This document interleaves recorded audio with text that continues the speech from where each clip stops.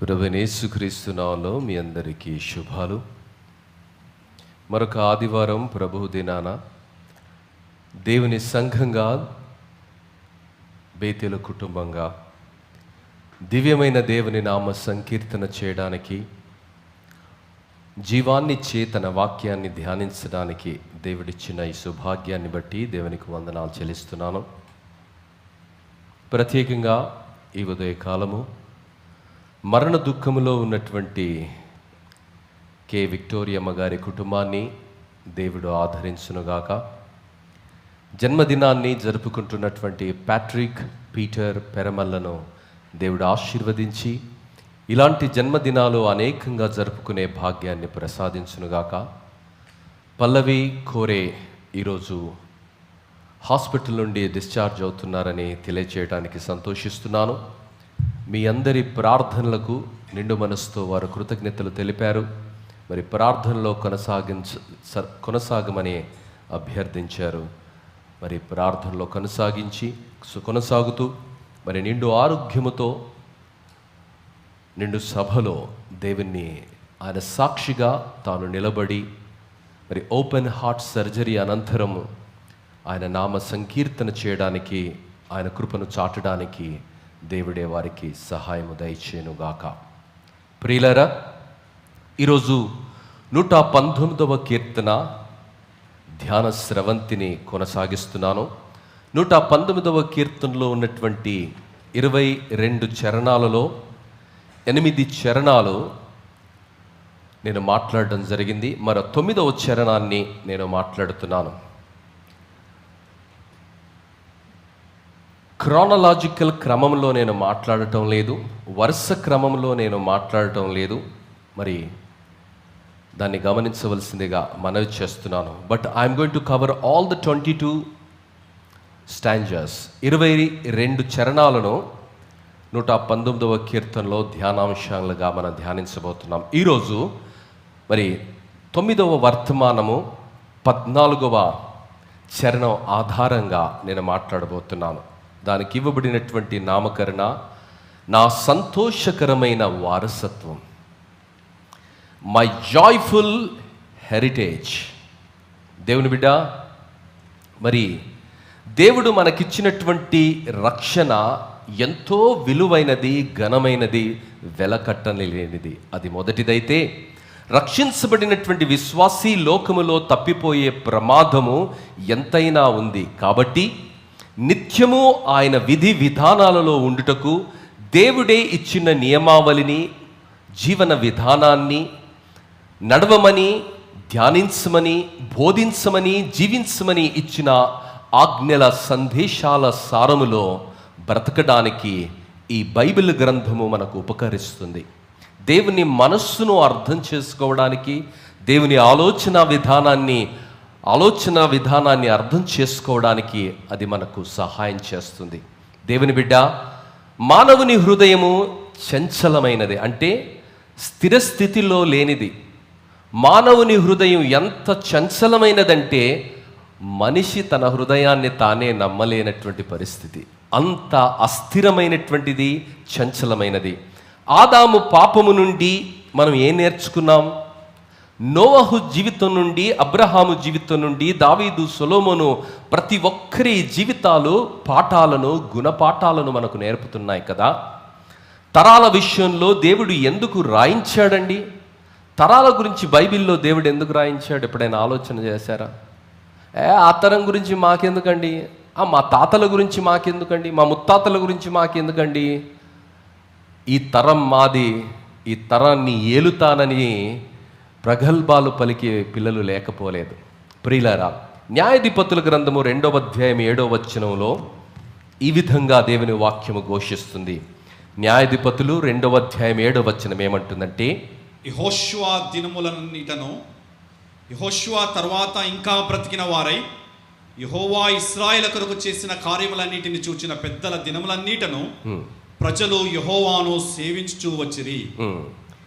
నూను కుమారుడు. చాలా ఎప్పుడైతే పెద్దలున్నారో, ఎప్పుడైతే దేవుని కార్యాలను చూసిన వారున్నారో, ఆ తరం పదిలంగా ఉంది, పరిశుద్ధంగా ఉంది, దేవునికి భయపడి బ్రతికింది, దేవుని ఆజ్ఞలో వెలుగులో బ్రతికింది. ఆ తరం నశించిన తర్వాత ఏం జరిగిందట? 10వ వచనం గమనిస్తే, న్యాయాధిపతులు 2:10, ఆ తరము వారందరూ తమ పితరుల యొద్దకు చేర్చబడిరి. వారి తరువాత ఇది చాలా ప్రమాదకరమైనటువంటి పరిస్థితి. దేవుని బిడ్డ గమనించాలి. యెహోవానైనను వారి తరువాత యెహోవానైనను ఆయన ఇశ్రాయేలు కొరకు చేసిన కార్యములనైనను ఎరుగని తరమొకటి పుట్టగా the down trend has started.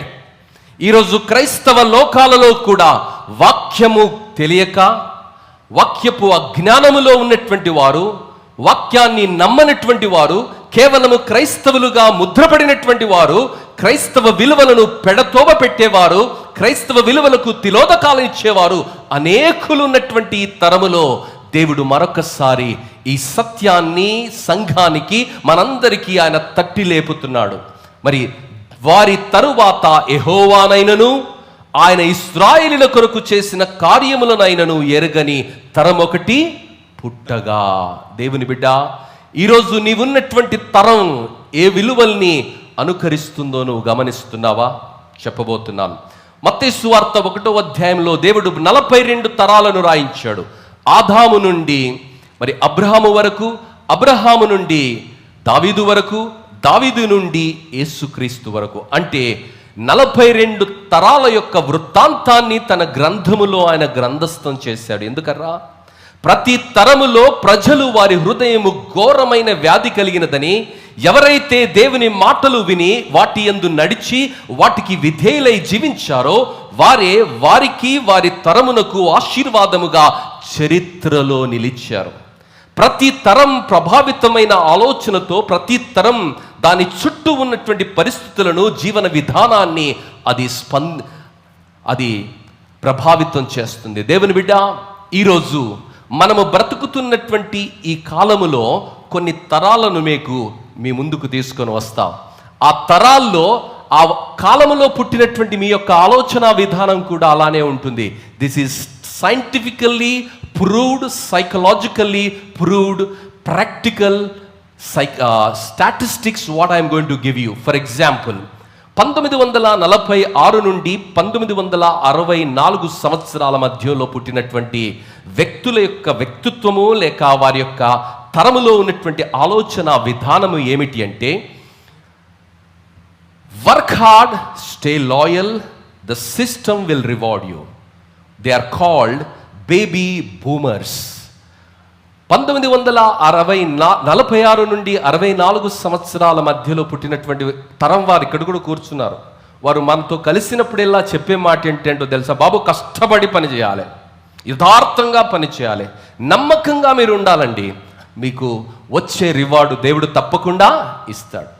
ఆ తర్వాత వచ్చినటువంటి తరం పేరు generation X. 1965 to 1980. Trust none, figure it out on your own.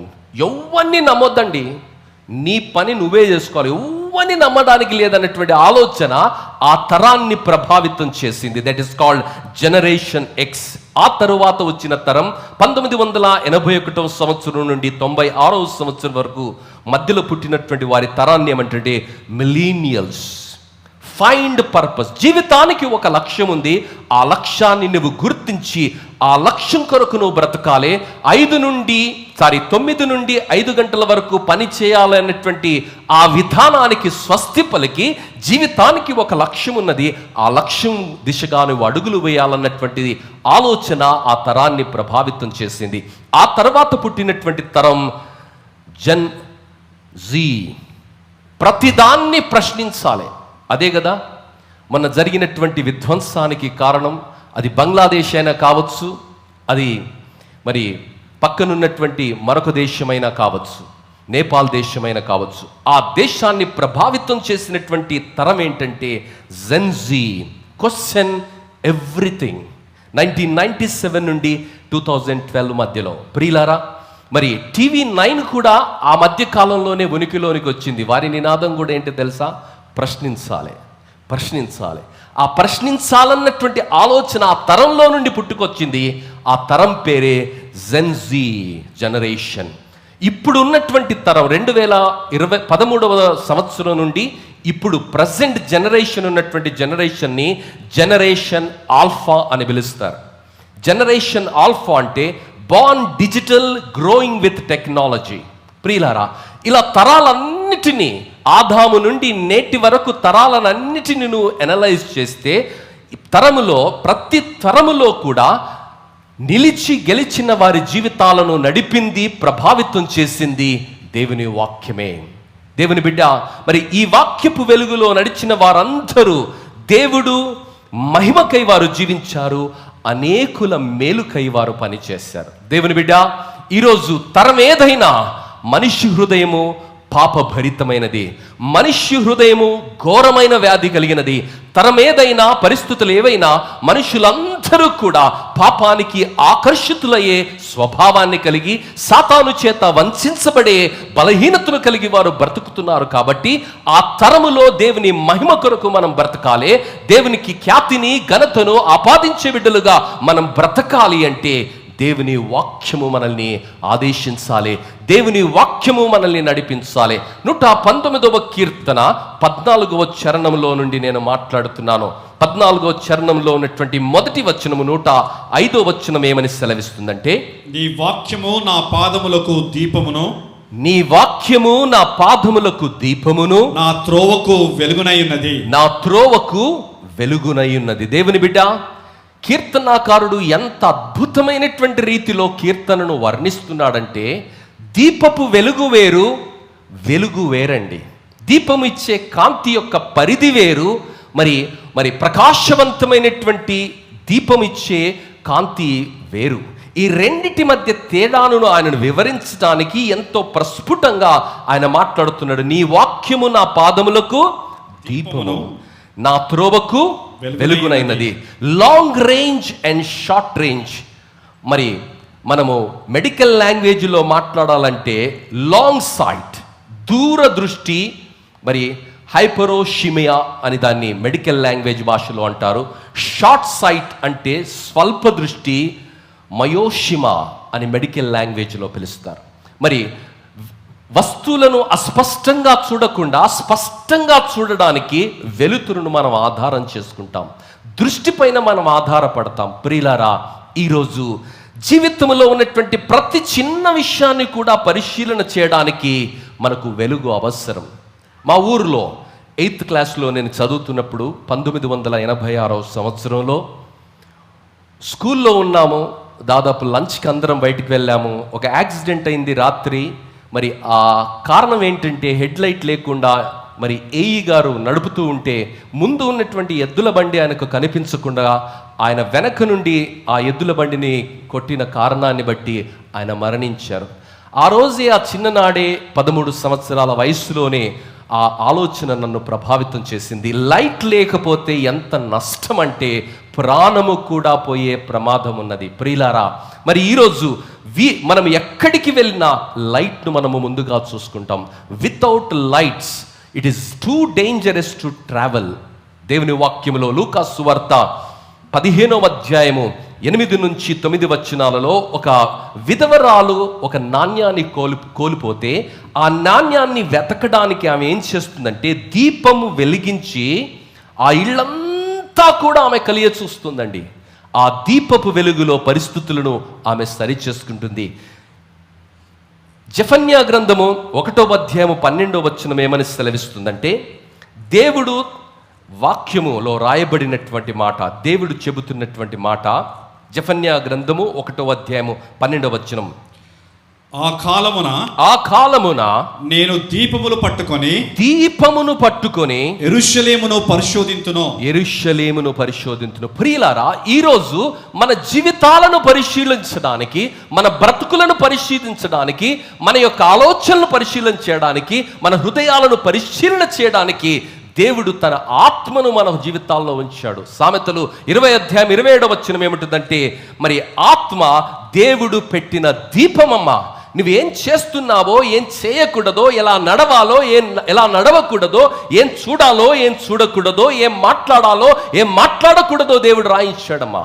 నరుని ఆత్మ యెహోవా పెట్టిన దీపం, నరుని ఆత్మ యెహోవా పెట్టిన దీపము, అది అంతరంగములన్నీ శోధించును, అంతరంగములన్నిటినీ శోధించును. యోహాను సువార్త 8వ అధ్యాయం 12వ వచనంలో యేసు ప్రభువు మరొక మాట కూడా ఆయన మాట్లాడుతున్నాడు.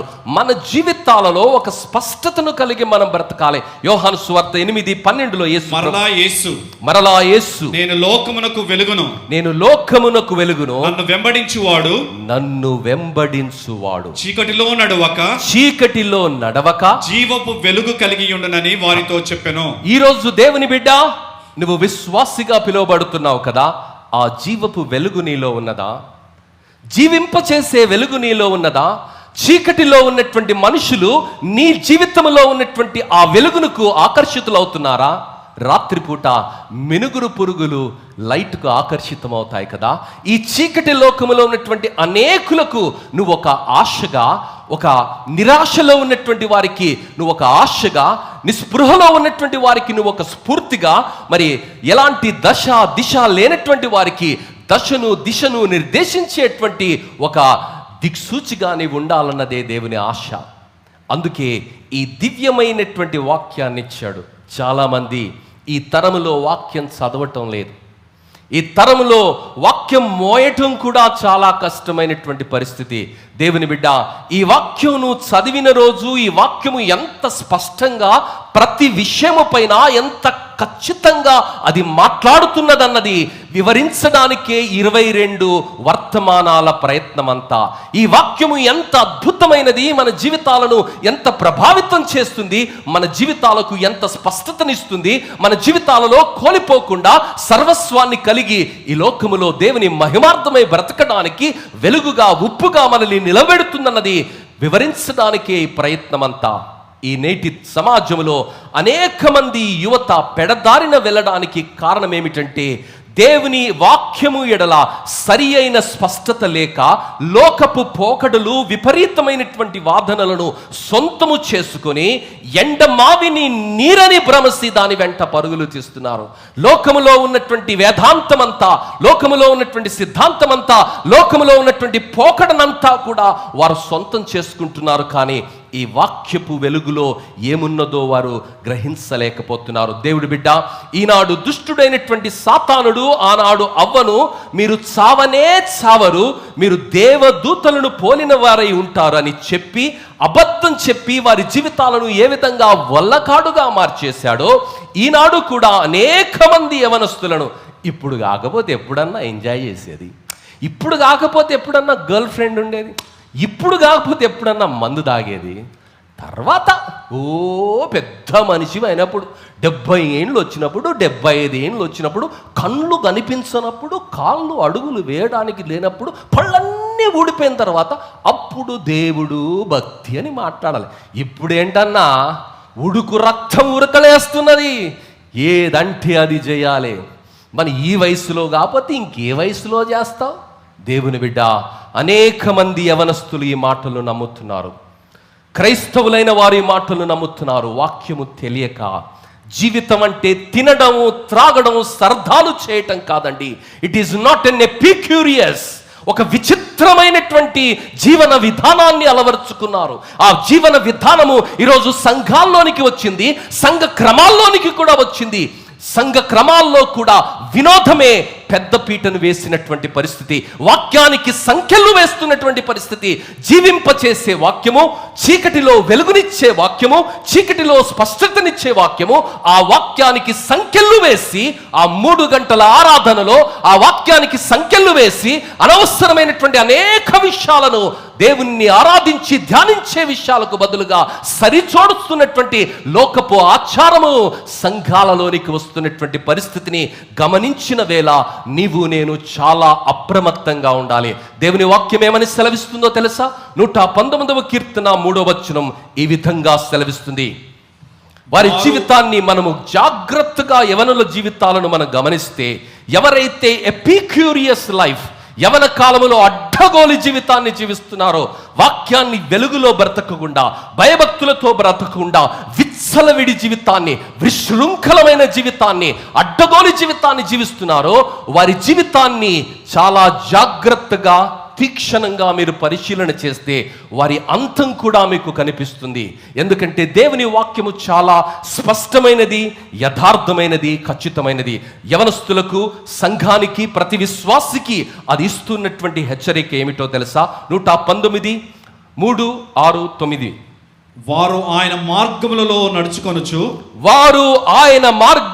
నడుచుకొనుచు ఏ పాపమును చెయ్యరు. దేవుని బిడ్డ, ఈ లోకములో పాపము చేయకుండా మనం బ్రతకాలి అంటే నీకు ఆధారం ఏంటో తెలుసా? ఈ వాక్యం. ఈ వాక్యం నువ్వు ఎలా నడవాలో నీకు బోధిస్తుంది, ఏం చూడాలో నీకు బోధిస్తుంది, ఏం చూడకూడదో నీకు బోధిస్తుంది, ఏం తినాలో నీకు చెబుతుంది, ఏం తినకూడదో నీకు చెబుతుంది, ఏం మాట్లాడాలో నీకు చెబుతుంది, ఏం మాట్లాడకూడదో నీకు చెబుతుంది. ఈ వాక్యాన్ని నువ్వు చదివితే, ఈ వాక్యాన్ని నువ్వు పాటిస్తే, ఈ వాక్యాన్ని నువ్వు ధ్యానిస్తే, ఈ వాక్యపు వెలుగులో అది నీ పాదములకు దీపమై, నీ త్రోవకు వెలుగై అది నిన్ను నడిపిస్తే వారు పాపము చేయరు. 6వ వచనం, నీ ఆజ్ఞలన్నిటినీ నేను లక్ష్యము చేయునప్పుడు, నీ ఆజ్ఞలన్నిటినీ నేను లక్ష్యము చేయనప్పుడు నాకు అవమానము కలగనేరదు. ఈరోజు అవమానకరమైనటువంటి పరిస్థితుల్లో, నీచమైనటువంటి పరిస్థితుల్లో, తల దించుకునే పరిస్థితుల్లో విశ్వాసుల కుటుంబాలు ఉండడానికి కారణం ఏమిటో తెలుసా? ఆజ్ఞలకు ఎప్పుడో తిలోదకాలు ఇచ్చారు, ఆజ్ఞలను ఎప్పుడో తుంగలో దొక్కేశారు. ఇప్పుడు ఏడవుతుందండి, ఏదో తాతల కాలంలో నడిచింది, ఈ టైంలో నడుస్తుందా? డిజిటల్ ఏజ్లో నడుస్తుందా? ఆల్ఫా ఏజ్లో నడుస్తుందా? నడవద్దు. ఊకే దేవుడా దేవుడా అని చెప్పొద్దు బ్రదర్. మాకు దేవుని సంగతులు ఊకే చెప్పి మా బుర్రలు పాడు చేయొద్దు బ్రదర్. మీరు మీకే ఉంచుకోండి అనే తరంలో మనం బ్రతుకుతున్నాం. దేవుని వాక్యం ఏమంటుందో తెలుసా? నీ ఆజ్ఞలన్నీ లక్ష్యము చేయనప్పుడు నాకు అవమానము కలగనేరదు. దేవుని బిడ్డ, నీకు అవమానాన్ని తీసేసేది, నీ తలను ఎత్తేది, నిన్ను హుందాగా నడిపేది, సమాజములో నిన్ను ఘనమైన స్థితిలో ప్రతిష్ఠించేదేదో తెలుసా? ఈ వాక్యమే. 9వ వచనం, యవనస్తులు దేని చేత తమ నడత శుద్ధిపరచుకొందురు. యవనస్తులు దేని చేత తమ నడత శుద్ధిపరచుకుందురు? నీ వాక్యమును బట్టి దానిని జాగ్రత్తగా చూచుకొనుట చేతనే కదా. నీ వాక్యమును బట్టి దానిని జాగ్రత్తగా చూచుకొనుట చేతనే కదా. దేవుని బిడ్డ, ఈరోజు పాపము లేకుండా యవన కాలములో నీతిగా పాపరహితమైన జీవితాన్ని, పరిశుద్ధమైన జీవితాన్ని, ఒక అద్భుతమైన పాట పాడాడు. లాస్ట్ పాట ఏం పాట అది అమ్మా? లాస్ట్ పాట, గొర్రె పిల్లల రక్తంలో కడగబడిన వారే పరిశుద్ధుడు. పరిశుద్ధుడా యేసయ్యా నన్ను శుద్ధి చేయమని. నిన్ను శుద్ధి చేసినటువంటి దేవుడు, పరిశుభ్రపరిచినటువంటి దేవుడు, ఆ పరిశుద్ధమైనటువంటి విలువలతో నీవు జాగ్రత్తగా బ్రతకడానికి, నీతిగా బ్రతకడానికి, నిబద్ధతతో బ్రతకడానికి ఈ దివ్యమైన వాక్యాన్ని ఇచ్చాడు. ఈ వాక్యం చదువుతున్నావా? ఈ వాక్యం ధ్యానిస్తున్నావా? ఈ వాక్యం గురించి అనుచితంగా మాట్లాడుతున్నావా? దేవుని బిడ్డ, దేవుని వాక్యము సెలవిస్తుంది, యవనులు దేని చేత తమ నడతను శుద్ధిపరచుకుందురు. అక్కడ ఒక ప్రశ్న, దేని చేత కాదండి, దేని చేతనో కూడా జవాబు అక్కడే రాశాడు. నీ వాక్యమును బట్టి దానిని జాగ్రత్తగా చూచుకొనుట చేతనే కదా.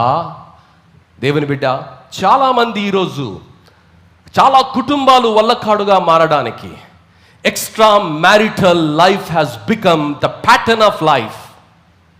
ఈరోజు సమాజాలలో పరిస్థితులు చాలా భయంకరంగా వికటించడానికి కారణం ఏమిటంటే, మరి సరి అయినటువంటి నీతి బోధ, సరి అయినటువంటి విధానంలో ఎలా బ్రతకాలి అన్నది సమాజాలు కూడా బోధించటం లేదు.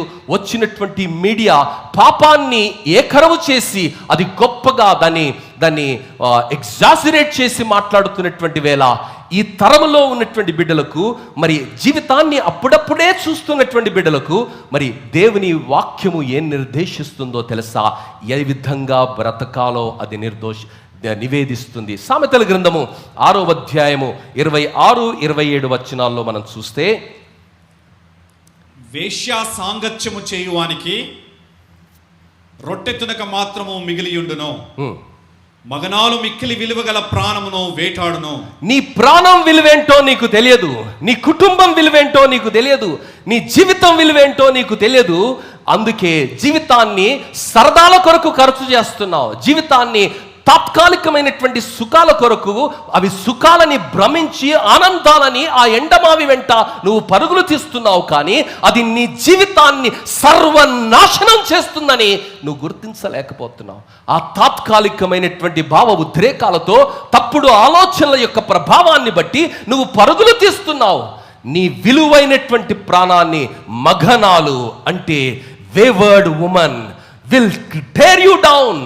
ఎంతో మంది యవనస్తులు వారి జీవితాలను వల్లకాడుగా ఎందుకు మార్చుకుంటున్నారో తెలుసా? ఈ వాక్యము చదవకుండా, ఈ వాక్యములో రాయబడినటువంటి మాటలను నమ్మకుండా, వాటికి విధేయత చూపించకుండా యథేచ్ఛగా బ్రతుకుతున్న కారణాన్ని బట్టి 27వ వచనం ఏమంటుందంటే, ఒకడు తన ఒడిలో అగ్నిని ఉంచుకొనిన ఎడల వాని వస్త్రములో కాలకుండునా. పాపాన్ని నీ జీవితములో నీవు కలిగి ఉంటే ఆ పాపము నిన్ను కాల్చివేస్తుంది. Don't play with sin. It's not fun. It is not fun. It will destroy you and your family. మరి అది ఎంత భయంకరమైనటువంటి నష్టాన్ని తెస్తుందో కూడా చాలా చాలా వివరంగా దేవుని వాక్యంలో దేవుడు ఆయన రాయించాడు.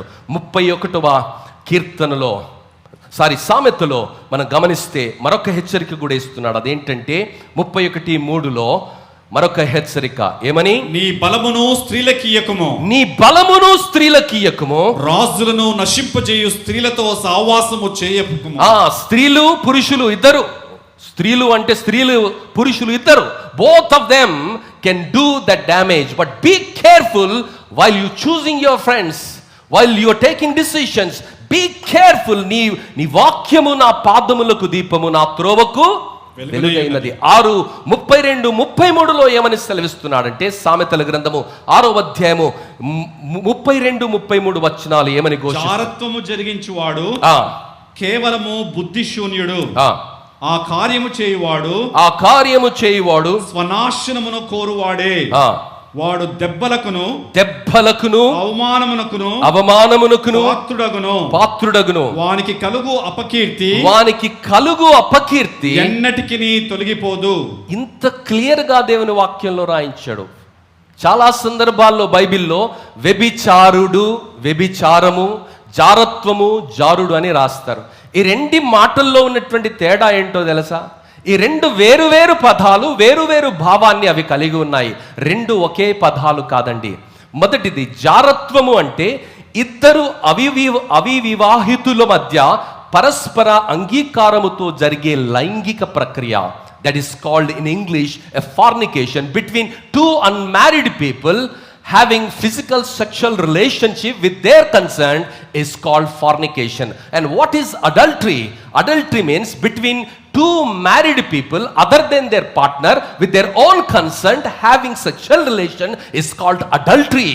ప్రియులారా, మరి దేవుని వాక్యం ఏమని సెలవిస్తుందంటే, అలాంటి జీవితాన్ని నీవు ఆనందమని భ్రమిస్తే, అలాంటి జీవితాన్ని నువ్వు తాత్కాలికంగా ఆనందమని తలిస్తే, ఆ జీవితము చాలా భారభరితంగా ఉంటుంది. ఆ జీవితము మోయలేనిదిగా ఉంటుంది. ఆ జీవితము వేదనను, కన్నీళ్లను మిగిలిస్తుంది. ఆ జీవితము అందరిలో నిన్ను అపవాస్యం పాలు చేస్తుంది. నిన్ను మాత్రమే కాదు, నీ కుటుంబానికి కూడా అది అపకీర్తిని తీసుకుని వస్తుందని దేవుని వాక్యము కోడై కూస్తుండగా ఆ వాక్యాన్ని ఎంతమంది యవనస్తులు చదువుతున్నారన్నది ప్రశ్న. దేవుని బిడ్డ, దేవుని వాక్యం సెలవిస్తుంది, వాడు దెబ్బలకును అవమానమునకును పాత్రుడగును, వానికి కలుగు అపకీర్తి ఎన్నటికి తొలగిపోదు. 5వ అధ్యాయం 9-10 వెళ్ళిన ఎడల పరులకు నీ యవన బలమును, క్రూరులకు నీ జీవిత కాలమును ఇచ్చివేతువు. 10 కిందికి చదువునా. నీ ఆస్తి వలన పరులు తృప్తి పొందుదురు. నీ కష్టార్జితము అన్యుల ఇల్లు చేరును. తుదకు నీ మాంసమును నీ శరీరమును క్షీణించినప్పుడు అయ్యో ఉపదేశము నెట్లు త్రోసివేసి తిని, నా హృదయము గద్దింపు నెట్లు తృణీకరించెదను. నా బోధకుల మాట నేను వినకపోతిని, ఆ. నా ఉపదేశకులకు నేను చెవియొగ్గలేదు. ఆ. నేను సమాజ సంఘముల మధ్య ఉండినను ప్రతి విధమైన దౌష్ట్యమునకు లోబడుటకు ఆ. కొంచెమే ఎడమాయను ఉమ్. అని నీవు చెప్పుకొనుచు ఆ. మూలుగుచూ నుందువు. ప్రియులారా, that would be the end of their life. Don't take life for granted. Don't take things for granted. Don't go in the wrong way seeking pleasure. దేవుని వాక్యం అంటుంది, నీ జీవితాన్ని పదిలంగా, అందంగా, ప్రశస్తంగా నేను పొదిగాను. నీ జీవితంలో సకల సుఖాలను, ఆశీర్వాదాలను, ఆనందాలను ఇవ్వడానికి నేను ఒక ప్రణాళికను కలిగి ఉన్నాను. అది నువ్వు అర్థం చేసుకుని అడుగులు వేసిన రోజు నీ జీవితం అద్భుతంగా ఉంటుంది. దేవుని బిడ్డ, దేవుని వాక్యం అంటుంది, యవనస్తులు దేని చేత తమ నడతను శుద్ధి చేసుకుందురు, నీ వాక్యమును జాగ్రత్తగా పరిశీలన చేసి దాని యందు నడుచుకొనుట ద్వారా. దేవుని బిడ్డ, ప్రకటన గ్రంథము 2వ అధ్యాయము 19-20 వచనాల్లో తుయత్తరులో ఉన్న నీ క్రియలను నీ ప్రేమను, తుయత్తరులో ఉన్నటువంటి సంఘానికి రాయబడుతున్నటువంటి లేఖ ఏమని? నీ క్రియలను నీ ప్రేమను, నీ విశ్వాసమును నీ పరిచర్యను, నీ సహనమును నేను ఎరుగుదును. నీ మొదటి క్రియల కన్నా నీ కడపటి క్రియలు మరి ఎక్కువైనవని ఎరుగుదును.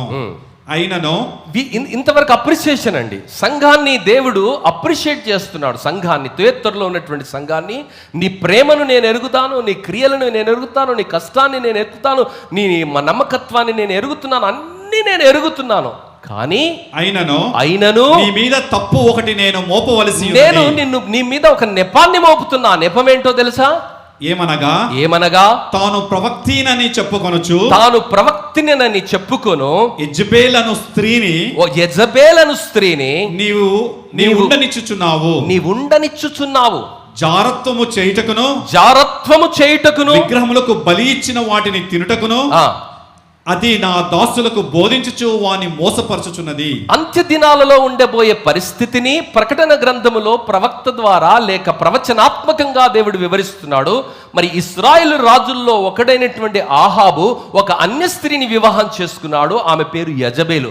ఆ యెజబేలు ఎంత భయంకరంగా దేవుని ప్రవక్తలను చంపించిందో మనకు రాజుల గ్రంథంలో మనం చూస్తాము. ఆమె ఇశ్రాయేలీలకు మరి అన్య విధానాలన్నీ, విగ్రహారాధనలంతా కూడా ఆమె నేర్పించింది. దేవునికి అయిష్టమైనటువంటి మార్గంలో దేవుని ప్రజలను ఆమె నడిపించింది. ఆ కారణాన్ని బట్టి దేవుడు తీవ్రంగా స్పందించినటువంటి పరిస్థితులు మనము మా ఇశ్రాయేలీయుల యొక్క చరిత్రలో మనం చదువుతున్నాం. దేవుని బిడ్డ, ఈనాడు అలాంటి ఒక ఆలోచన విధానము, అలాంటి ఒక తరము, అలాంటి ఒక పరిస్థితి సంఘాలలో కూడా శరవేగంతో దూసుకొని వస్తున్నది. దేవుని వాక్యానికి విరుద్ధమైనటువంటి విధానాన్ని, దేవుని వాక్యముకి నచ్చనటువంటిది, దేవుని వాక్యము మెచ్చనటువంటిది, దేవుని వాక్యము ఆమోదించినటువంటిది సంఘాలలోనికి తీసుకుని వచ్చి సంఘాలను లోకములో కలిపే ప్రయత్నములో, విశ్వాస భ్రష్టులను చేసే ప్రయత్నములో సంఘమైన వధువైనటువంటి సంఘాన్ని అది అపవిత్రం చేస్తున్నది. కాబట్టి దేవుడు తీవ్రంగా పరిగణలోనికి తీసుకుంటున్నాడు. ఎందుకంటే సంఘము మరి వరుడైనటువంటి యేసు కొరకు ఎదురు చూస్తున్నది.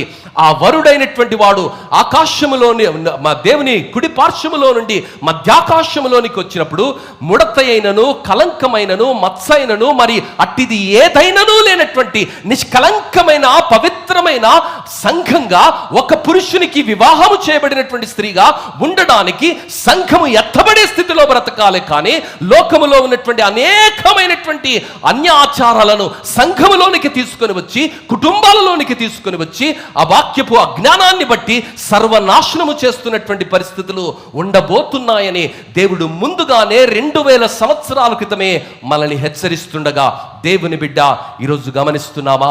అవ్వను సాతానుడు ఎలా వంచాడో తెలుసా? దేవుని వాక్యానికి విరుద్ధమైన మాట చెప్పాడు. ఈ పండు తినొద్దని దేవుడు చెప్తే వాడేం చెప్పాడు? చాలా ప్రోగ్రెసివ్ థాట్తో వాడు మాట్లాడుతున్నాడు. ఏమంటున్నాడు తెలుసా? నువ్వు పండు తింటే దేవదూత లెక్క అవుతావు. పండు తినక కళ్ళు తెరిచే బర్బత్తెలు ఉన్నది, దిగంబరంగా ఉన్నదని ఆమెకు అర్థమైపోయింది. దేవుని బిడ్డ, దేవుని వాక్యాన్ని మనము విడమరిస్తే, దేవుని వాక్యాన్ని మనము పెడచెవిన పెడితే, దేవుని వాక్యానికి వ్యతిరేకంగా ఉంటే భరించలేని పరిస్థితి ఉంటుంది. దేవుని బిడ్డ, దేవుని వాక్యం ఉంటుంది, నీ వాక్యమే నా పాదములకు దీపము, నా త్రోవకు వెలుగైనది. నీ ప్రతి నిర్ణయములో దేవుని వాక్యం ఉండాలి. నీ భవిష్యత్తులో కూడా దేవుని వాక్యం ఉండాలి. మరి వెహికల్స్లో షార్ట్ సైట్, లాంగ్ సైట్ అంటారు. Short beam and long beam అంటే వేగంగా వెళుతున్నప్పుడు లాంగ్ బీమ్ నీకు సహాయం చేస్తుంది. షార్ట్ బీమ్ అనేది ఆ పరిసర ప్రాంతాల్లో ఉన్నటువంటి పరిస్థితిని నిర్ధారణ చేయడానికి, బెరాజు వేయడానికి అది ఉపక్రమిస్తుంది. ఈరోజు రెండు విషయాలు కూడా ఇందులో ఉన్నాయి. ఇమ్మీడియట్ నిర్ణయాలకు వాక్యం ఉపకరిస్తుంది, భవిష్యత్ నిర్ణయాలకు కూడా వాక్యం ఉపకరిస్తుంది. కాబట్టి వాక్యపు వెలుగులో మన జీవితాలను కట్టుకుంటే ప్రమాదము లేదు, నష్టము లేదు. అది ఫన్ అయినా కావచ్చు, అది పని అయినా కావచ్చు, అది వివాహమైనా కావచ్చు, అది మరి ఏ నిర్ణయమైనా కావచ్చు, దేవుని చిత్తాన్ని చేయటం నేర్చుకోవాలి. రెండవది 106వ వచనము, 119వ కీర్తన 14వ చరణంలో, నీ న్యాయ విధులను నేను అనుసరించదనని నేను ప్రమాణము చేసి ఉన్నాను. ప్రమాణము చేసి ఉన్నాను, నా మాట నెరవేర్చుదును. మాట నెరవేర్చాలండి. మనం దేవునికి ఒక మాట ఇచ్చాను. ఈరోజే ఉదయకాలం ఒక బ్యాప్టిజం ఇచ్చాను. బిడ్డ లండన్ నుంచి వచ్చింది, Victoria, daughter of Denis, PP Denis. She's here in the right now in the service. అడిగిన ప్రశ్న, నీ జీవితంలో ఎంతకాలం యేసు ప్రభు సాక్షిగా ఉంటావు? నా బ్రతుకు దినములంతా ఊపిరున్నంత వరకు ఆయనకు సాక్షిగా ఉంటాను. ఇది దేవునితో ఆమె చేసిన ప్రమాణం. ఈరోజు విశ్వాసులుగా, నీతిమంతులుగా తీర్చబడిన మీరందరూ కూడా నీటి బాప్తిస్మం రోజు ఈ ప్రమాణం చేశారు. ఏమని? నీవు ప్రభువుకి ఇచ్చినటువంటి మాట, ప్రభువుకుతో నువ్వు నెరవేరుస్తానని సెలవిచ్చినటువంటి మాట ఏమిటంటే, నేను బ్రతుకు దినములంతయు నీకు నమ్మకంగా ఉంటాను, నేను ప్రమాణము చేస్తున్నాను, నా మాట నెరవేర్చుదును. ఏమని? నీ న్యాయ విధులను నేను అనుసరించదనని నేను ప్రమాణము చేసి ఉన్నాను, నా మాటను నేను నెరవేర్చను. ఇంగ్లీష్లో ఒక పాట ఉంది, I have decided to follow Jesus, no turning back, no turning back. What may come, no turning back. ఈరోజు ఆ నిర్ణయం నీకుందా? రోజుకో మాట, ఎండకో గొడుగు, వానకో ఏషం, ఇదా క్రైస్తవ జీవితం? ఇదా నీ సాక్ష్యం? దేవుని బిడ్డ, భక్తుడు అంటున్నాడు, నీ న్యాయ విధులను నేను అనుసరించేదనని నేను ప్రమాణము చేసి ఉన్నాను, నా మాట నెరవేర్చేదను. ఎవడి మాటనో కాదండి, నీ మాటను నీవు నెరవేర్చాలి. ఎందుకంటే నీవు దేవునికి ప్రమాణం చేశావు.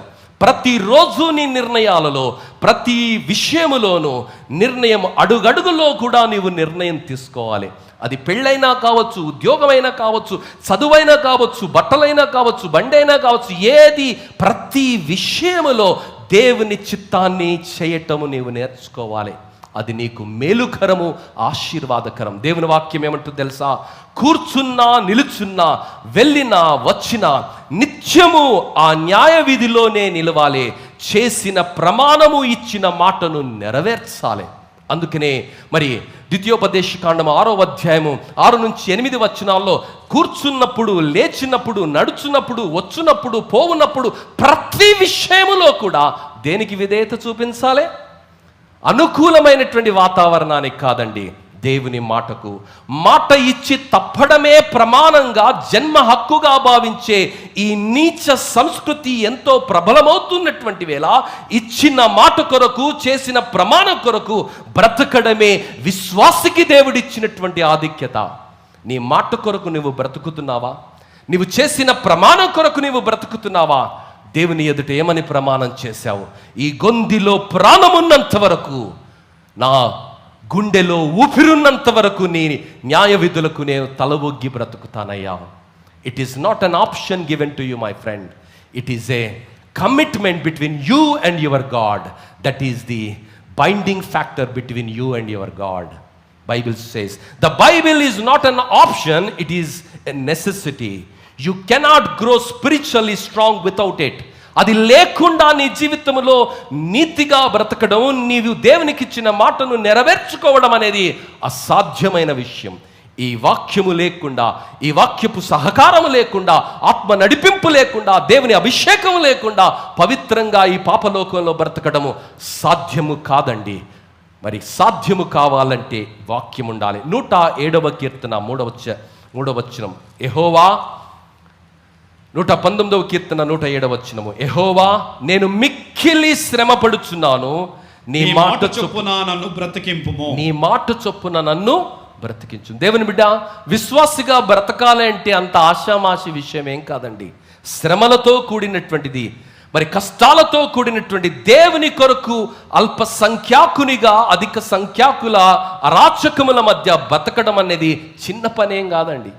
ఈరోజు అధిక సంఖ్యాకుల మధ్య అల్పసంఖ్యాకులుగా సత్యాన్ని నమ్ముకొని దేవుని మాటకు విధేయత చూపించి దేవుని కొరకు బ్రతకడం అనేది కత్తి మీద సాము లాంటిదమ్మా.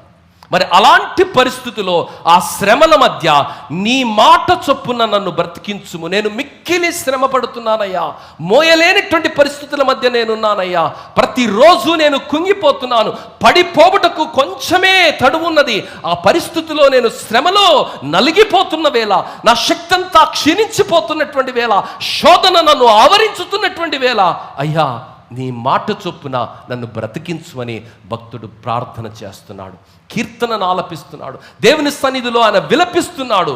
ప్రియులారా, ఈరోజు లోకాన్ని మనం చూస్తే న్యాయ సంరక్షణకర్తలే అన్యాయమునకు ఎగబడి అక్రమార్గాలని యథేచ్ఛగా సమర్థిస్తూ అవే జన్మ హక్కులా భావిస్తూ ఉంటే ఆ శ్రమ, ఆ వేదన ఇంత అంతా కాదు. ఏ వ్యవస్థలనైతే సత్యాన్ని, న్యాయాన్ని, ధర్మాన్ని పరిరక్షించాలో ఆ వ్యవస్థలే ధర్మాన్ని, అధర్మాన్ని, అసత్యాన్ని మరి అది పల్లకిలో ఎత్తుకొని మోస్తున్నటువంటి వేళ, అంత భయంకరమైనటువంటి పరిస్థితుల మధ్య వాటిని తట్టుకొని ఎదురు నిలబడి సింహపు గుండెతో నువ్వు బ్రతకాలి అంటే సామాన్యమైన విషయం కాదు.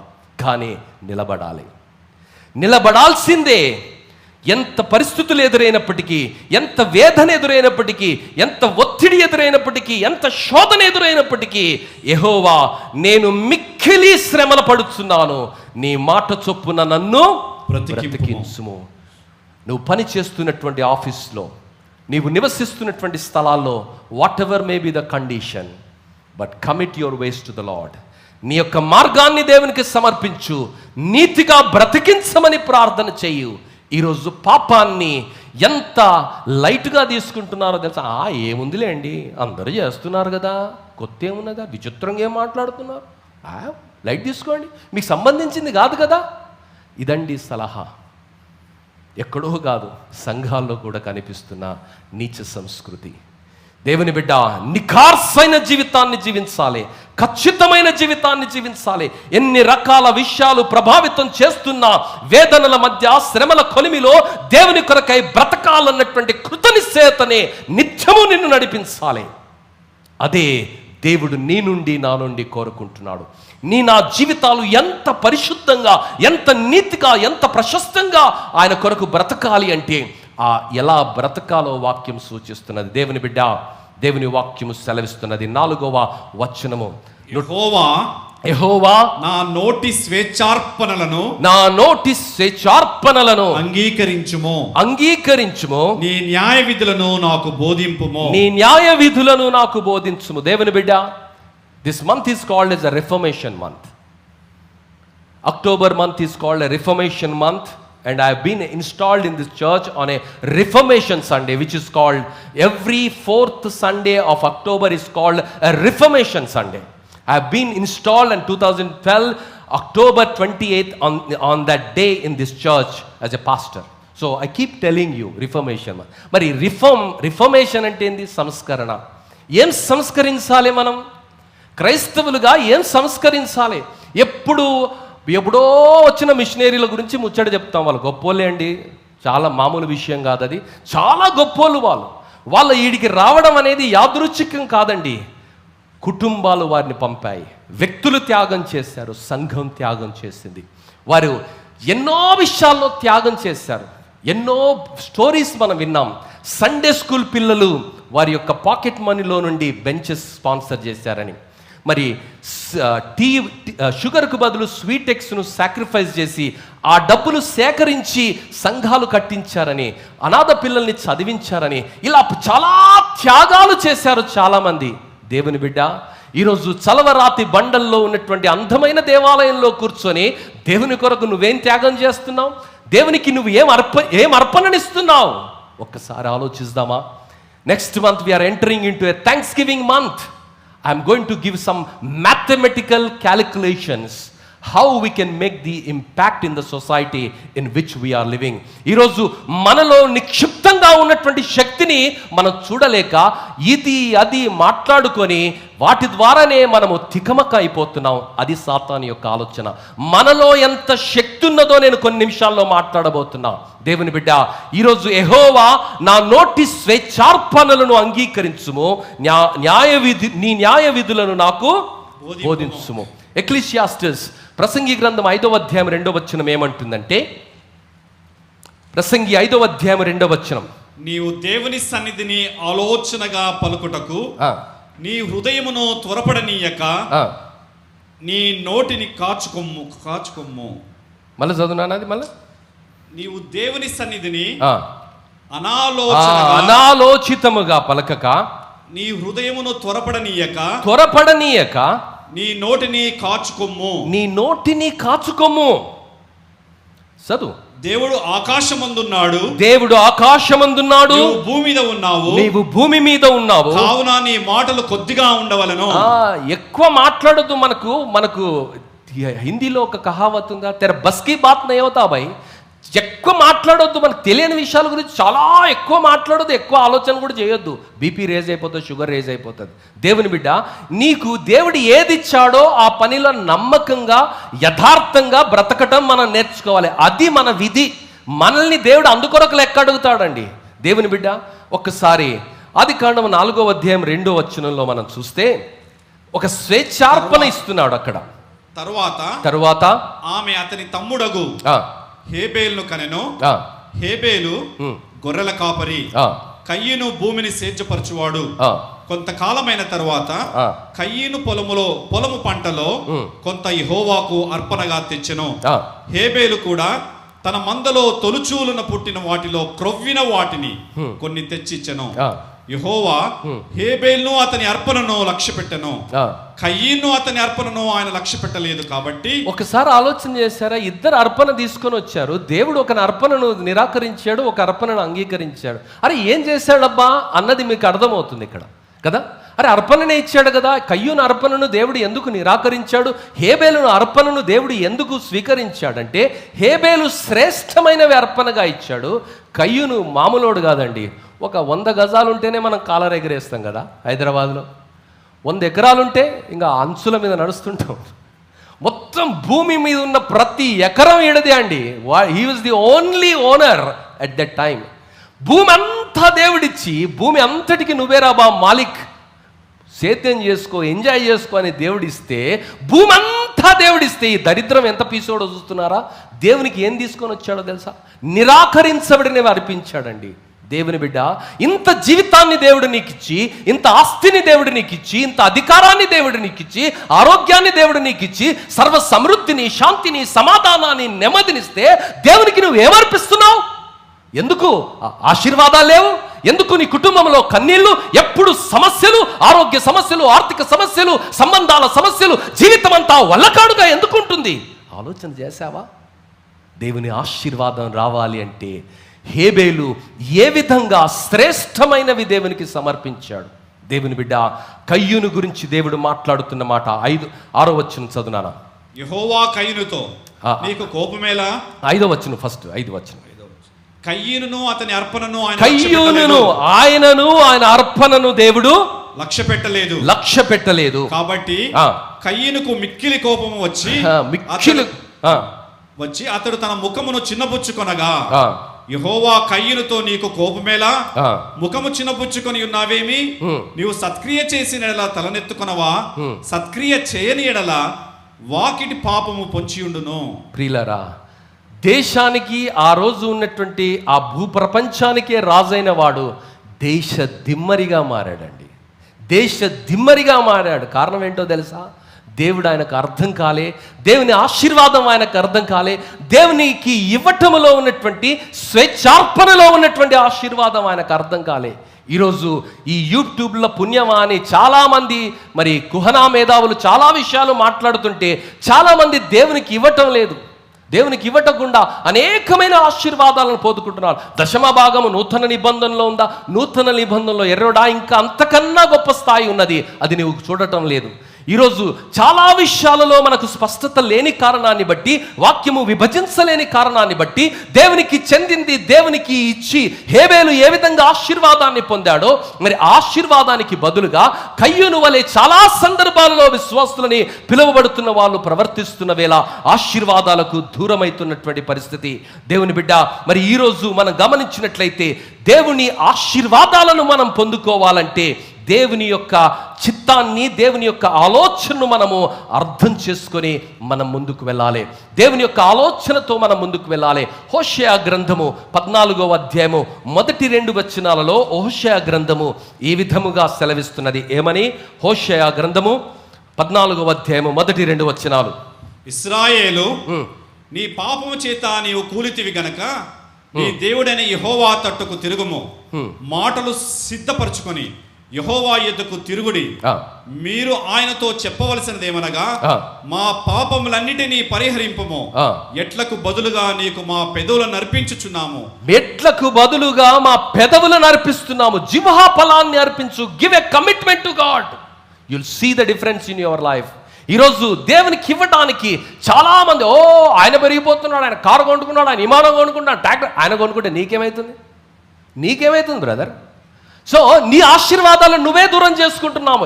ఎవరో మాటలు విని నువ్వెందుకు, నేనెందుకు రెచ్చిపోవాలి? మన ఆశీర్వాదాలకు మనమే వారసులము.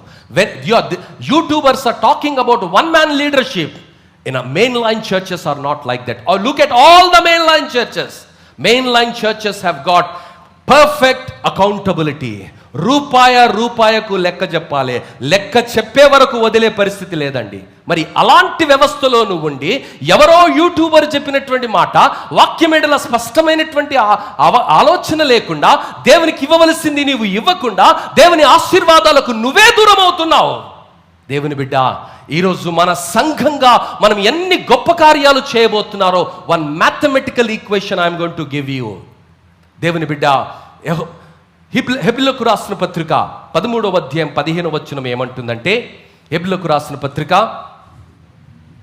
కాబట్టి ఆయన ద్వారా మనము దేవునికి ఎల్లప్పుడూ స్తుతియాగము చేయుదుము.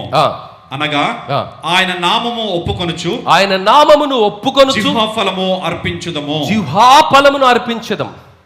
దేవుని బిడ్డ, దేవునికి నువ్వు ఏది అర్పించినా అది నీకు రెట్టింపు ఆశీర్వాదంగా దేవుడు నీకు తిరిగిస్తాడు. నమ్ముతున్నావా? When you give to God, God will give you. When you don't believe it, you don't give to God. That's why you talk so many other things. You lose your blessings. దేవుని బిడ్డ, మరి మన church స్టాటిస్టిక్సే నేను చెబుతా. Simple statistics ఆలోచన చేయండి. మరి అందరూ ఆచరించవలసిందిగా సవినయంగా మనవి చేస్తున్నాను.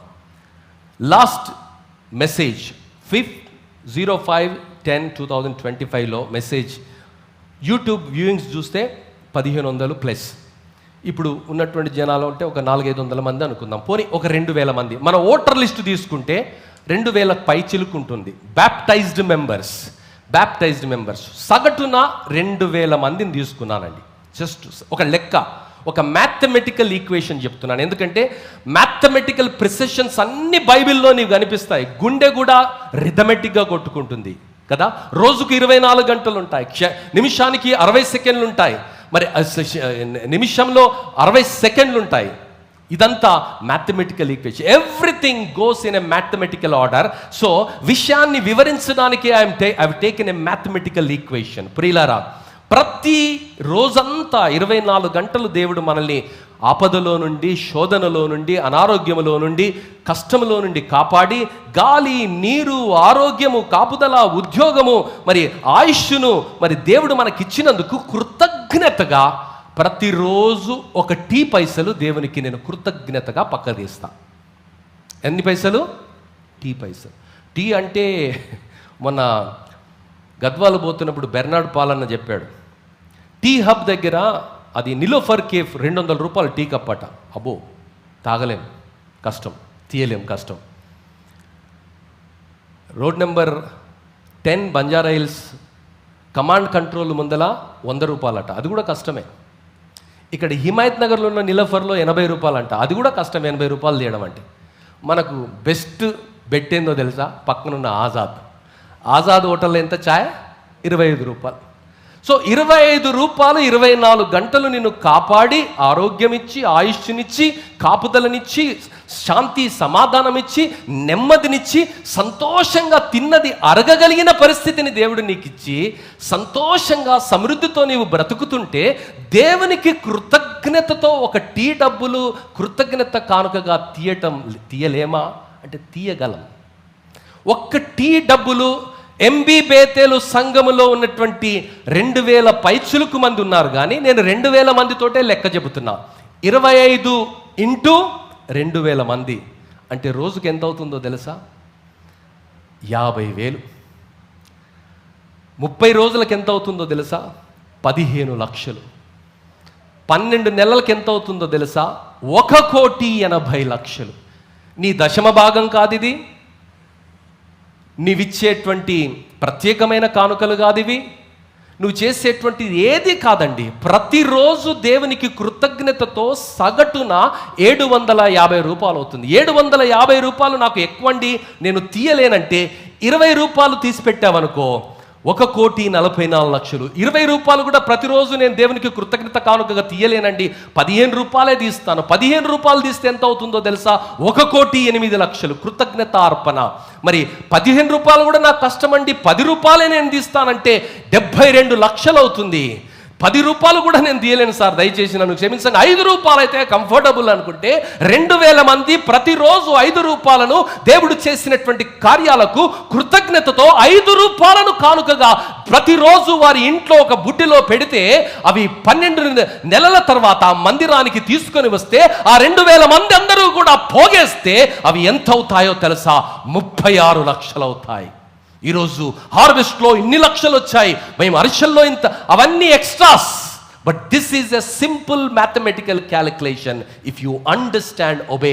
2017 సంవత్సరంలో నుండి I'm following this 25 rupee concept.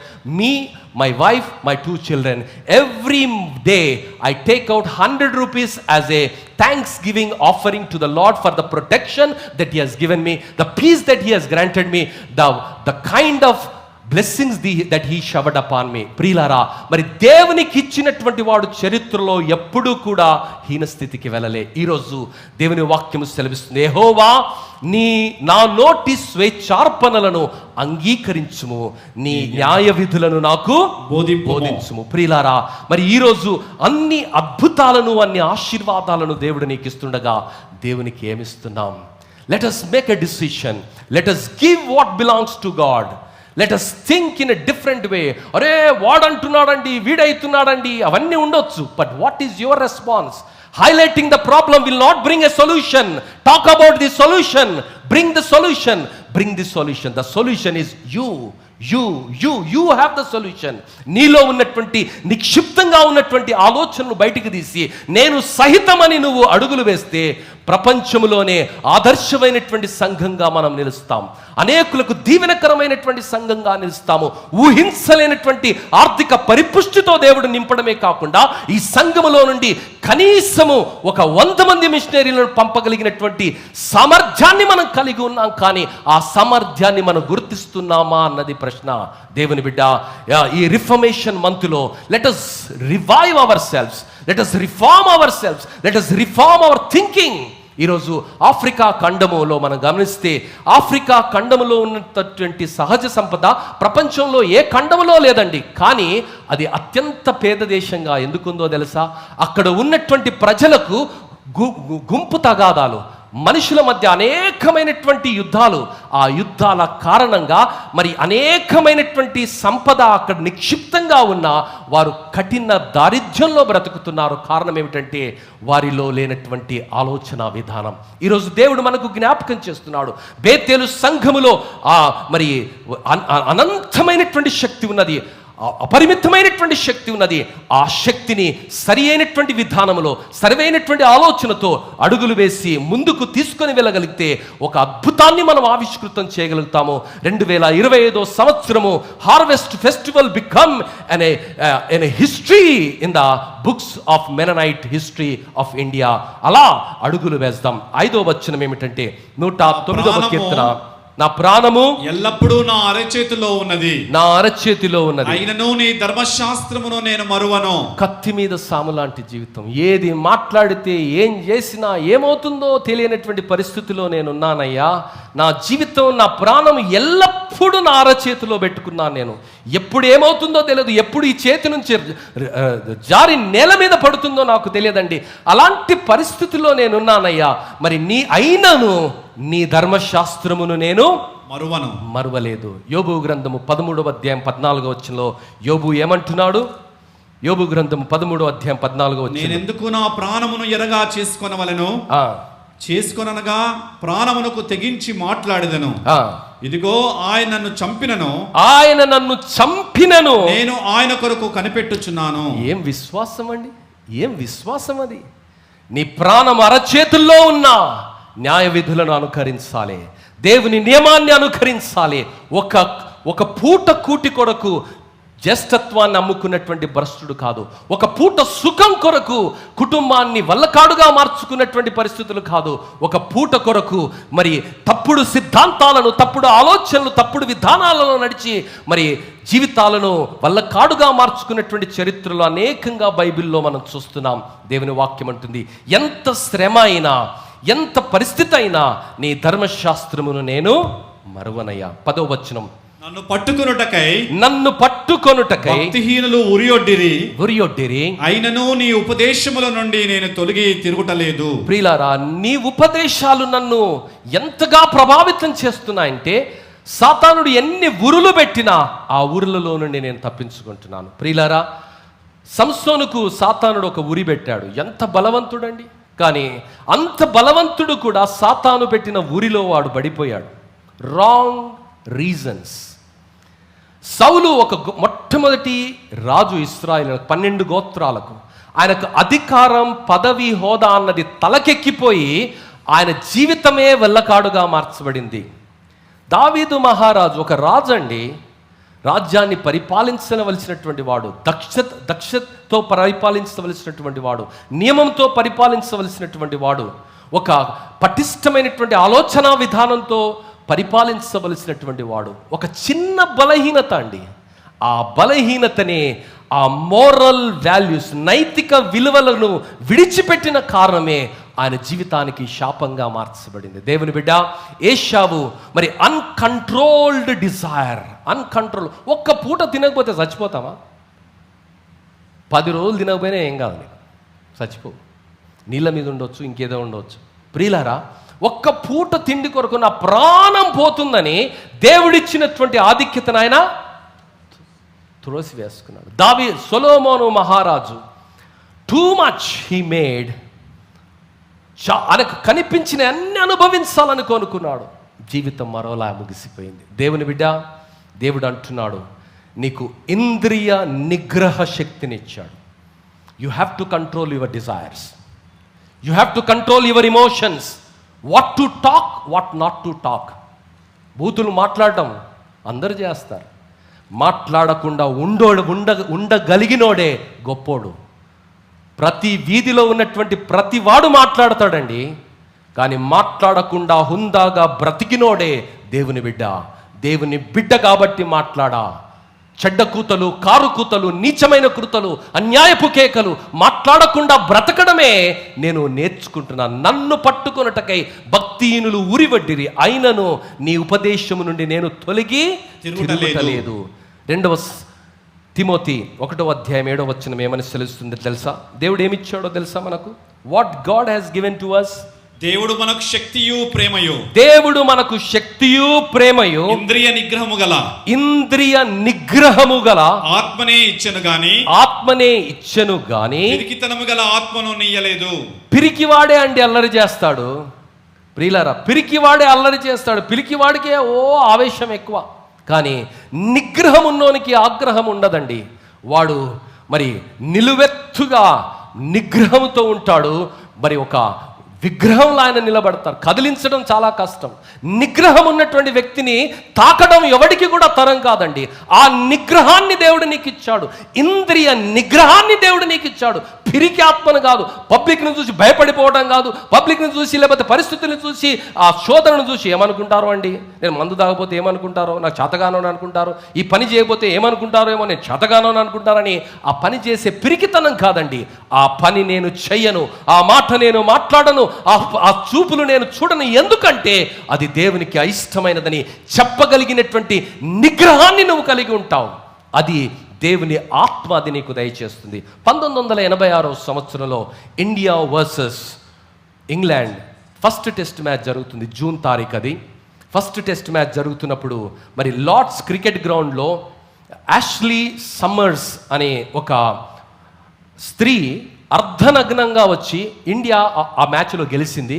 గెలిచే పరిస్థితుల మధ్య ఉన్నప్పుడు ఆ క్రికెటర్ శ్రీకాంత్ అండ్ సునీల్ గవాస్కర్ యొక్క ఏకాగ్రతను భంగం చేయడానికి అర్ధనగ్నంగా వచ్చినటువంటి ఒక స్త్రీ పిచ్ పైన వచ్చి పిచ్చి పిచ్చిగా ప్రవర్తిస్తుంది. కానీ they were not distracted by that. దేవుని బిడ్డ, ఈరోజు మనల్ని డిస్ట్రాక్ట్ చేయడానికి, మన అంకిత భావాన్ని డిస్ట్రాక్ట్ చేయడానికి, మన ఆలోచన విధానాన్ని డిస్ట్రాక్ట్ చేయడానికి, దేవుని సంకల్పాన్ని మన జీవితంలో నుండి డిస్ట్రాక్ట్ చేయడానికి, దేవుని ఆలోచన నుండి మనల్ని దూరంగా తీసుకొని వెళ్ళడానికి సాతానుడు అనేకమైన ఉరులను అనేకమైన రూపాలలో మన ఎదుటకు తీసుకొని వస్తాడు. అయినా నిత్య నిబంధనతో నీవు నిలబడాలి, కంకణ దీక్షతో నీవు నిలబడాలి, దేవుని కొరకు నిలబడాలి. కీర్తనకారుడు 140వ కీర్తన 5వ వచనంలో ఏమంటున్నాడంటే, కీర్తనకారుడు, గర్విష్ఠులు నా కొరకు ఊరిని త్రాళ్లను చాటుగా ఒడ్డి ఉన్నారు, వారు త్రోవ ప్రక్కను వలవపరిచి ఉన్నారు, నన్ను పట్టుకున్నటకై ఉచ్చుల నొగ్గి ఉన్నారు. ఇన్ని పరిస్థితులున్నా కూడా నేను నీ వాక్యము నుండి తొలగి తిరగటం లేదు. 10వ వచనం, నీ శాస్త్రములకు కనకనలాడు నిప్పులు వారి మీద వేయబడును గాక, వారు తిరిగి లేవకుండానట్లు అగ్నిగుండములో వారు కూల్చబడుదురు గాక, అగాధ జలములలోనికి త్రోయబడుదురు గాక. God will take care of them, don't worry. But what is your responsibility and what is your accountability and what is your duty is stick on to the word of God. దేవుని వాక్యానికి నీవు అంటుకట్టుకుని ఉండాలి. 141వ కీర్తన 9వ వచనము, నా నిమిత్తము వారు వడ్డిన వలలలో నుండి పాపము చేయి వారి ఉచ్చుల నుండి నన్ను తప్పించి కాపాడుము. భక్తుడు ప్రార్థన చేస్తున్నాడు, అయ్యా ఈ భయంకరమైనటువంటి ఉచ్చులు నా వారు పెట్టారు, ఆ ఉచ్చుల్లో పడకుండా నీ కృపలో నన్ను కాపాడు. దేవుని బిడ్డ, if you have a desire, if you love God and God will lift you up and he will use you. దేవుని వాక్యం అంటుంది ఆయన నిన్ను కాపాడుతాడు. దేవుడు మనల్ని దేంతో కంపేర్ చేస్తున్నాడు తెలుసా? క్రీడాకారులతో, అథ్లెట్స్తో మనల్ని కంపేర్ చేస్తున్నాడు. అథ్లెట్ ఏది పడితే అది తినడు. ఆయనకు ఒక మెజర్మెంట్ ఉంటుంది. ఎంత పడితే ఫుల్ 3-4 బిర్యానీలు తినేసి పండుకుంటా పోయి నేను మస్తు ఆకలి అవుతుందండి. క్రికెటర్ కానీ అథ్లెట్ అలా తినడండి. ఆయన ఏం తినాలో, ఎంత తినాలో, ఎప్పుడు పడుకోవాలో, ఎప్పుడు లేవాలో షెడ్యూల్ ఉంటుంది మొత్తం. ఎందుకో తెలుసా? ఒక క్రమశిక్షణతో కూడిన జీవితం. వాళ్ళు ఆ క్రమశిక్షణతో కూడిన జీవితాన్ని మనం కూడా అలవరుచుకోవాలి. ఎందుకంటే నిత్యం పోరాటంలో ఉన్నాము. శత్రువు ఎప్పుడు, ఎక్కడ, ఏ విధంగా మనపై దాడి చేసి మనల్ని వశపరుచుకొని మనల్ని లయపరుస్తాడో తెలియదమ్మా. సంసోను లాంటి బలవంతుడినే లయపరిచాడు. జ్ఞాని అయినటువంటి మరి సొలొమోనును కూడా మట్టి కరిపించాడు. దావీదు లాంటి యుద్ధవీరుని కూడా మట్టి కరిపించాడే.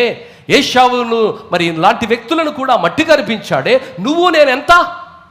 నీవు నేను భయముతో, వణుకుతో, నిగ్రహముతో దేవుని వాక్యపు చాటున మనల్ని మనం పదిలపరుచుకొని ముందుకు వెళ్ళాలి. 11 నాకు హృదయానందకరములు, నీ శాసనములు నాకు హృదయానందకరములు, అవి నాకు నిత్య స్వాస్థ్యమని భావించుచున్నాను. చాలా మంది అంటారు, బైబిల్ చాలా కష్టం అండి.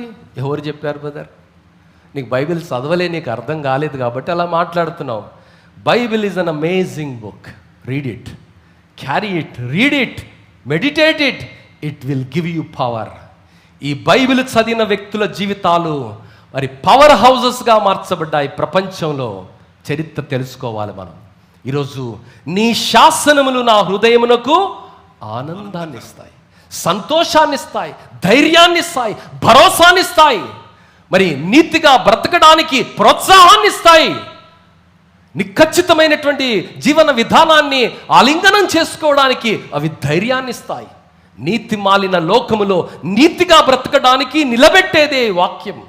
ఆ వాక్యం నీకు ఆనందం ఇవ్వకపోతే, ఆ వాక్యం నీకు సంతోషం ఇవ్వకపోతే, ఆ వాక్యము నీకు ఆదరణ ఇవ్వకపోతే కష్టకాలములో రాలిపోయే పరిస్థితి. భక్తుడు అంటున్నాడు, అది నాకు నిత్య స్వాస్థ్యమని భావించుచున్నాను. నిత్య స్వాస్థ్యం అమ్మా, ఇది మనకు స్వాస్థ్యంగా దేవుడిచ్చాడు, ఆశీర్వాదంగా దేవుడిచ్చాడు, భాగ్యంగా దేవుడు మనకిచ్చాడు, ఆస్తిగా దేవుడు మనకిచ్చాడమ్మా.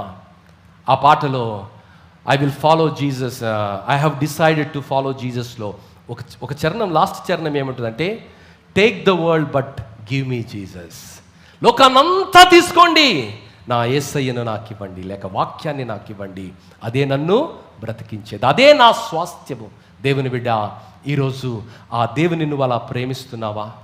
దేవుడు నీకు ఇంత ఆరోగ్యాన్ని ఇచ్చాడు కదా, ఇంత శక్తిని ఇచ్చాడు కదా, ఇంత బలాన్ని ఇచ్చాడు కదా, మరి ఆయన గురించి నువ్వేం ఆలోచన చేస్తున్నావు? మరొకసారి మరి ఒక వారం తర్వాత we are going to enter in to another thanks giving month. November మాసంలోనికి వెళ్తున్నాం కదా, ఆ నవంబర్ మాసంలో దేవుని కొరకు నువ్వేం చేయాలనుకుంటున్నావు? Take a decision. Don't go by other factors what are there in the world, but go by your conviction. 365 రోజులు నీవు నన్ను కాపాడావు. 2025 సంవత్సరంలో అనేకులు ఈ లోకాన్ని శాశ్వతంగా విడిచిపెట్టారయ్యా, నన్ను ఇంకా సజీవుల లెక్కలో ఉంచావు, ఆరోగ్యాన్ని ఇచ్చావు, ఆయుష్నిచ్చావు, శాంతి, సమాధానం, నెమ్మదినిచ్చావు. కృతజ్ఞతతో కనీసము రోజుకు ఒక 25 రూపాయల చొప్పున లెక్కగట్టి 365 రోజులకు ఈ డబ్బును నీకు చెందిందిగా కృతజ్ఞత అర్పణ చేస్తానని నీవు తీర్మానం తీసుకుంటే, తల్లిగా తండ్రిగా దేవుడు నిన్ను ఆశీర్వదిస్తాడు, గొప్పగా నిన్ను ఆశీర్వదిస్తాడు.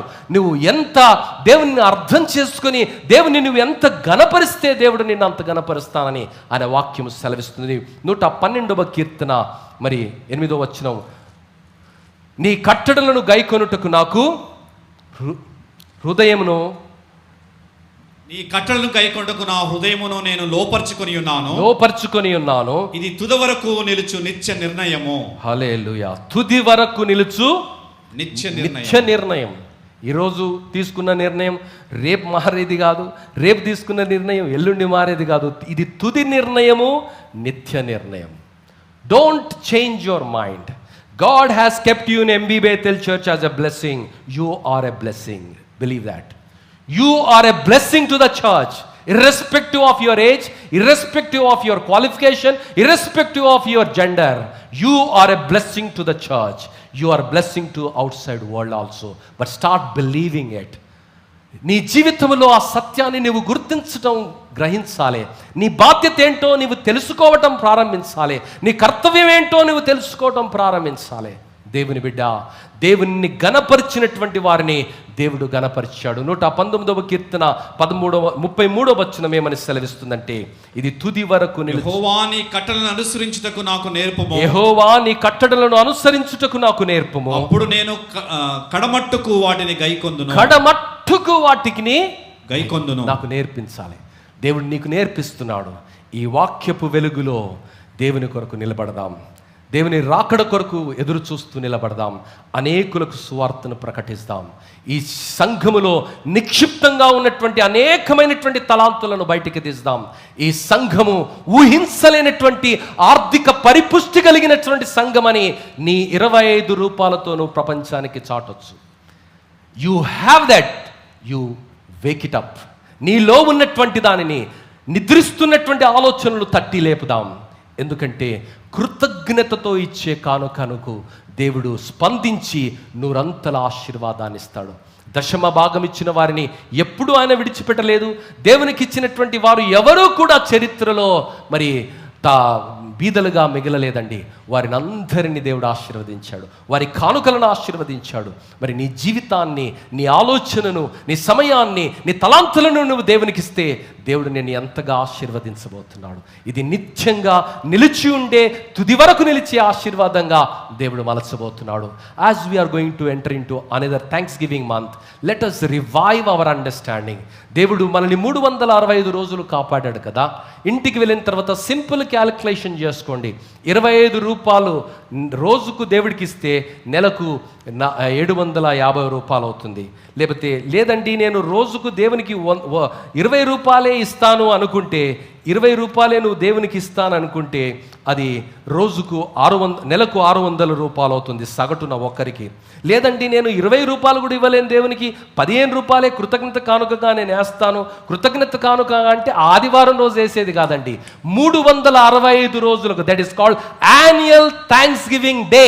అంటే 365 రోజులు కాపాడినందుకు ఆ రోజు నువ్వు నీ అర్పణను మందిరంలోనికి నువ్వు తీసుకొని వస్తున్నావు. ఆ రోజు ఇచ్చే కానుక కాదమ్మా, 365 రోజులు దేవుడు చేసిన మేలులను తలంచుకొని కృతజ్ఞతతో స్పందించి పులకించి ఇచ్చే కానుక. అంటే నువ్వు 15 రూపాయలను సగటునుగా నువ్వు లెక్కగట్టి దేవునికి ఇస్తే నెలకు 450 రూపాయలు. 10 రూపాయలు అనుకుంటే 300, 5 రూపాయలు అనుకుంటే 150 రూపాయలు. దేవుడు నిన్ను నెలంతా కాపాడినందుకు 150 రూపాయలు లెక్కగడితే అది 12 నెలలకి ఎంత అవుతుందంటే ఇంటూ అంత అవుతుంది, 1500 రూపాయలు అవుతుంది. ఇంటూ 2000 మంది ఎంత అవుతుందంటే 36 లక్షలు. దానికి ఏం ఎక్స్ట్రా అవసరం లేదండి.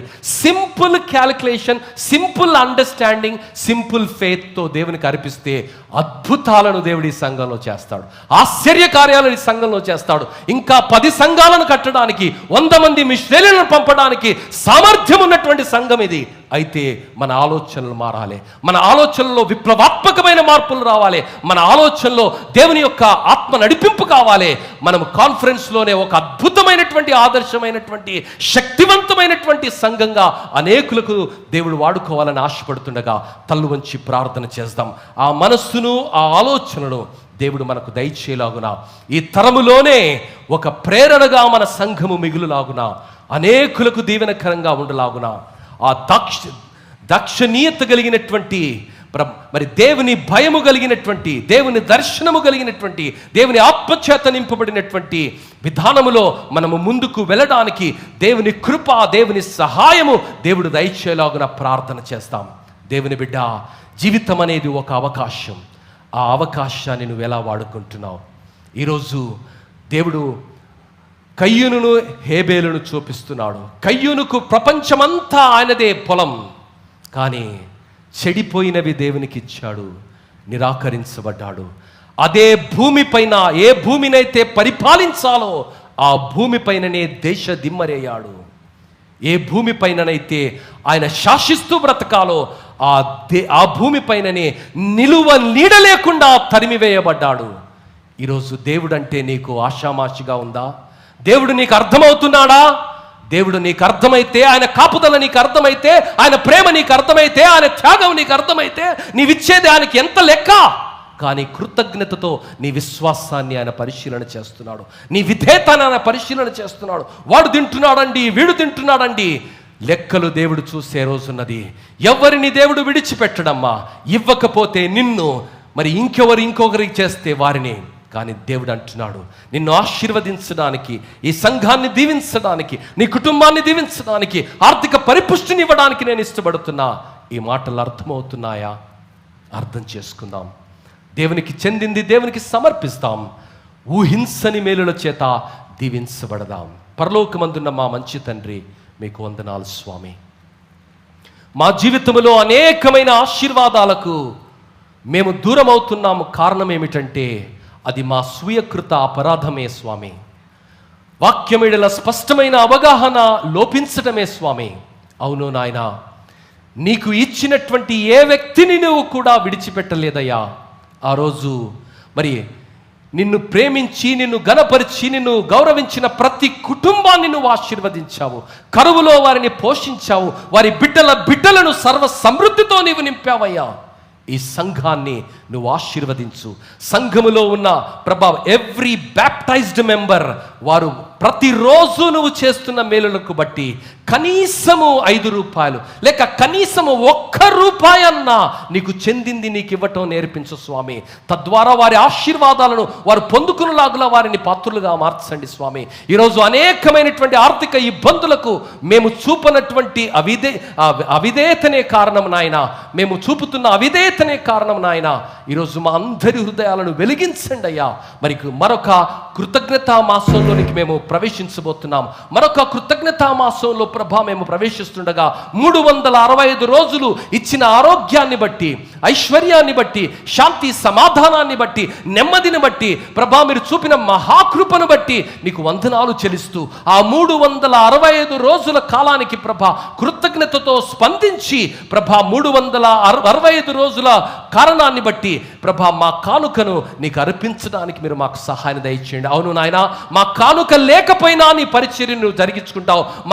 మా యొక్క సహకారం లేకపోయినా నీ పని జరుగుతుంది. మా సహకారం లేకపోయినా ఈ సంఘము ముందుకు వెళుతుంది. కానీ మేము సహకరించి మేము సహితమని అందులో మేము పాలు పంపులు పొందుకుంటే మమ్ములను మా కుటుంబాలను ఆశీర్వదిస్తావయ్యా. మమ్ములను మా కుటుంబాలను ఆశీర్వదించడానికి ఈ మాటలను వినిపిస్తున్నావని ప్రతి విశ్వాసి గ్రహించడానికి సహాయం దయచేయండి. నువ్వు ఏ కొలతతో కొలుస్తావో అదే కొలతతో నిన్ను కొలుస్తానన్నాడు. నువ్వు ఎంత ఇస్తావో అంతగానే నేను నీకు ఇస్తానన్నాను. అవును ప్రభా, ఈ బేసిక్ ఫండమెంటల్ ప్రిన్సిపల్ను ప్రతి ఒక్కరూ గ్రహించడానికి, ధ్యానించడానికి కృతజ్ఞతతో యథార్థ హృదయముతో నీవు చేసిన వెలకట్టలేని మేలులకు స్పందించి అర్పించగలిగిన కృపను భాగ్యాన్ని ప్రసాదించుమని నిండుగా మెండుగా ఈ సంఘాన్ని ఆశీర్వదించి ప్రభా అనేకులకు దీవెనకరంగా నిలపబోతున్నందుకు మీకు వందనాలు చెల్లిస్తూ ప్రతి విధమైన సాతాను కార్యాలను యేసు నామములో బంధిస్తూ ప్రభా ఈ సంఘము ద్వారా నీ ప్రణాళికను అక్షరార్థంగా నీవు నెరవేర్చబోతున్నందుకు వందనాలు చెల్లిస్తూ ప్రభా నిత్యము తుది వరకు ఆ నిత్య నిర్ణయములో మేమందరము యథార్థంగా, నమ్మకంగా, దీనంగా నీ వాక్యపు వెలుగులో బ్రతికించుమని యేసు నామములో అడిగి వేడుకుంటున్నాము తండ్రి. ఆమేన్.